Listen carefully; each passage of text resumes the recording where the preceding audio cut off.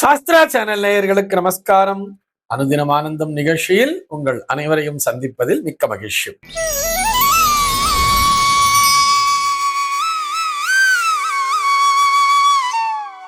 இன்று 5/12/2025 இந்த நாள் குறித்து பஞ்சாங்கம் என்ன சொல்றதுன்னு பார்க்கலாம் வாங்கோ. இன்றைய தினம் விஸ்வாவசு வருடம் கார்த்திகை மாதம் 19ஆம் தேதி வெள்ளிக்கிழமை. திதி பார்த்தோம்னா தேய்பிரை பிரதமை திதி இரவு 12:56 வரைக்கும் இருக்கு.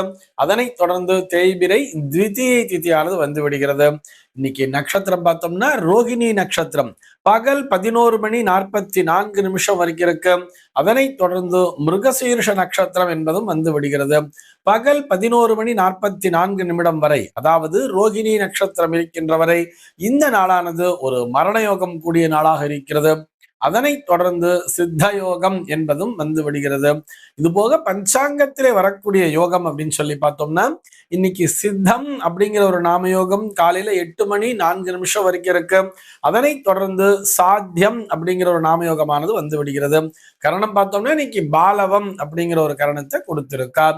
இந்த நாளானது ஒரு மேல் நோக்கு நாளாக அமைந்திருக்கிறது. இன்னைக்கு என்ன ஸ்பெஷல் அப்படின்னு சொல்லி பார்த்தோம்னா இன்றைய தினம் பஞ்சாங்கத்திலே இஷ்டி அப்படிங்கிறத கொடுத்திருப்பார். இது என்ன இஷ்டி அப்படின்னு சொல்லி பார்த்தோம்னா ஒவ்வொரு பிரதமை திதி நாளன்று பேரும் அந்த இஷ்டிங்கிற வார்த்தையை பார்த்துட்டு வரும். யாகாதி கிரியைகளை செய்பவர்களுக்கு ஒரு உகந்த நாளாக அமைந்திருக்கிறது என்பதுதான் அதற்கான பொருள். இது போக இன்றைய தினம் திருப்பானாழ்வாரினுடைய திருநக்ஷத்திர நாளாகவும் அமைந்திருக்கிறது. இது போக மகா அவதார் பாபாஜியினுடைய ஜெயந்தி நாளாகவும் இந்த நாளானது அமைந்திருக்கிறது. சென்னையை பொறுத்தவரை இன்றைய தினத்தினுடைய சூரிய உதயம் என்பது காலை 6:21 சூரிய அஸ்தமனம் என்பது மாலை 5:37 சந்திர அஸ்தமனம் என்பது காலை 6:25 சந்திர உதயம் என்பது மாலை 6:11 சம்பவிக்கிறது. பிரம்ம முகூர்த்தம் பார்த்தோம்னா நாளைய தினம் அதிகாலை 4:40 முதல் காலை 6:21 வரையில் நீடித்திருக்கிறது. சென்னையை பொறுத்தவரை இன்றைய தினத்தினுடைய ராகு காலம் என்பது பகல் 10:34 முதல் மதியம் 11:59 வரையிலும், யமகண்டம் என்பது மதியம் 2:48 முதல் மாலை 4:13 வரையிலும், குளிகை காலம் என்பது காலை 7:45 முதல் 9:10 வரையிலும் சம்பவிக்கிறது. தினாந்தம் பார்த்தோம்னா இன்றைய தினம் இரவு 1:35 கொடுத்திருக்கிறார்கள். சூலம் பார்த்தோம்னா இன்றைக்கு மேற்கே சூலம் பகல் 10:51 வரையில் அந்த சூல தோஷம் என்பது உண்டு. அதற்குரிய பரிகாரமாக வெள்ளம் தானம் விடுத்துவிட்டு மேற்கு திசையை நோக்கி பயணிக்கலாம் அப்படிங்கிறதையும் சொல்லி இருக்கா. இன்றைய தினத்தினுடைய ஆன்மீக தகவலாக நம்ம என்ன பார்க்க போறோம் சொல்லி பார்த்தோம்னா லலிதா சுப்பிரமணியன் அப்படிங்கிற ஒரு நேயர் கேள்வி கேட்டிருக்கார். அவருடைய கேள்வி என்னன்னு சொல்லி பார்த்தோம்னா வீட்டில் செல்வ வளம் பெருக என்ன செய்ய வேண்டும் அப்படிங்கிறது தான் அவருடைய கேள்வியாக அமைந்திருக்கிறது. ஒரு வீட்டிலே செல்வ வளம் பெருக வேண்டும் என்று சொன்னால், அதாவது மகாலட்சுமியினுடைய அம்சம் நிறைந்திருக்க வேண்டும் என்று சொன்னால் அதற்கு அந்த வீட்டு எஜமானி குடும்ப தலைவிதான் பொறுப்பு. மொத்த பொறுப்புமே அந்த குடும்ப தலைவியினுடைய கரங்களில் தான் இருக்கிறது. அதனாலதானே மகாலட்சுமி அப்படின்னே சொல்லுவா தெரியுமா. வீட்டுக்கு ஒரு மகாலட்சுமி வரணும் அப்படின்னு எதுக்காக சொன்னா, அவர் அந்த மகாலட்சுமியினுடைய பணியினை செய்து கொண்டே இருக்க வேண்டும். மகாலட்சுமியினுடைய பணினா என்ன சார்ன்னு சொன்னா வீட்டினை சுத்தமாக வைத்து கொள்ள வேண்டும். சார் இது என்ன நீங்க சம்பந்தமே இல்லாம சொல்றீங்க, மகாலட்சுமினா என்ன வீட்டுல வந்து கூட்டி பெருக்கி தொடச்சிட்டு இருக்கிறதா மகாலட்சுமியான்னு சொன்னா, அந்த மகாலட்சுமி வீட்டிற்குள் வர வேண்டும் என்று சொன்னால் நம்முடைய இல்லமானது சுத்தமாக இருக்க வேண்டும். சுத்தம் சோறு போடும் அப்படின்னு சொல்லிட்டா இல்லையா. கூழானாலும் குளித்து குடி, கந்தையானாலும் கசக்கி கட்டுலாம் சொன்னது எதுக்காக?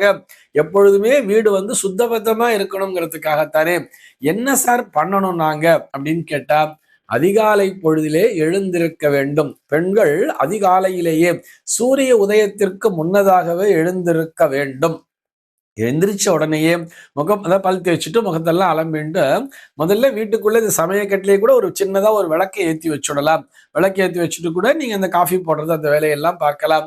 இதை தொடர்ந்து வீட்டு வாசலுக்கு போய் சூரிய உதயத்திற்கு முன்னதாக வீட்டு வாயிலை பெருக்கி அந்த சாணம் தெளித்தல் சொல்றோம் இல்லையா, நம்ம சாணம் தெளிக்கலனா கூட இந்த வீட்டு வாசலை சுத்தம் பண்ணி நல்லா தெளிச்சு பெருக்கி அந்த இடத்திலே கோலத்தினை போட வேண்டும். இதனை அந்த வீட்டு எஜமானி அம்மா தான் செய்ய வேண்டும். சார் நாங்க சர்வன்ட் மெய்டு வச்சிருக்கோம் அப்படின்னு சொன்னா எது எதுக்கு சர்வன்ட் மெய்டு வைக்கணுங்கிறது இருக்கு இல்லையா. சர்வன்ட் மெய்டை வந்து வீட்டுல பூஜை பண்ண சொல்லுவீங்களா? வீட்டுல பூஜை அறையிலே நம்ம வேலைக்காரியை போய் பூஜை பண்ணு அப்படின்னு சொல்லுவோமா? நாம் தானே பூஜை செய்கிறோம். அந்த பூஜை அறைக்கு எத்தனை முக்கியத்துவம் கொடுக்கிறோமோ அதே அளவிற்கு முக்கியத்துவத்தினை வீட்டு வாயிலை பெருக்கி கோலம் போடுவதிலும் தர வேண்டும் சர்வ நிச்சயமாக. ஏன்னா இந்த கோலம் போடுதல் அப்படிங்கிறது என்ன தெரியுமா, இந்த கோலம்ங்கிறது நம்ம இந்த எந்திர தகடினை போன்றது. யந்திரம் வைப்பா தெரியுமா, கோவில் எல்லாம் நம்ம இந்த கும்பாபிஷேகத்தெல்லாம் போய் பார்த்திருப்போம். கும்பாபிஷேகத்தெல்லாம் போகும்போது சுவாமி சிலை பிரதிஷ்டை பண்றதுக்கு முன்னாடி கீழே ஒரு யந்திரத்தை வச்சு அந்த யந்திரத்திலே பார்த்தா கூட ஒரு கோலம் தான் போட்டிருப்பா. அதை வச்சுதான் அந்த யந்திரம், அதுதான் ஆகர்ஷண சக்தி, அந்த தெய்வீக சக்தியை ஈர்த்து அந்த சிலைக்கு கொடுக்கிறது அப்படின்னு சொல்லியிருப்பா. அதே போலத்தான் வீட்டு வாசலிலே இந்த பெண்கள் போடுகின்ற கோலம்தான் தெய்வீக சக்திகளை வீட்டிற்குள்ளாக இழுத்து தருகிறது. பூஜை அறைக்கு எத்தனை முக்கியத்துவம் கொடுப்போமோ அதே முக்கியத்துவத்தை வீட்டு வாயிலுக்கும் கொடுக்க வேண்டும். வாசல் தெளிச்சு கோலம் போடுறதுங்கிறது எஜமானி அம்மா தான் செய்யணும். வாசல் தெளிச்சு கோலம் போடுறதோட அந்த கோலத்திலேயே ஒரு விளக்கினையும் ஏற்றி வைக்க வேண்டும்.